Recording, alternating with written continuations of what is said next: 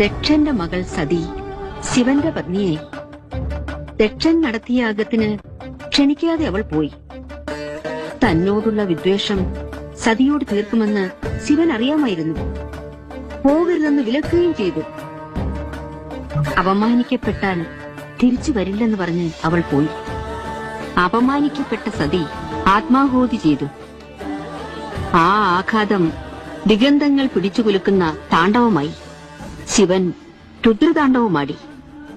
ജടയിൽ നിന്നും ഭൂതഗണങ്ങൾ ഉത്ഭവിച്ചു ദക്ഷനെ വധിച്ചു. 10,000 വർഷങ്ങളോളം അലഞ്ഞു നടന്നു. പ്രലോഭനങ്ങളിലൊന്നും വീണില്ല.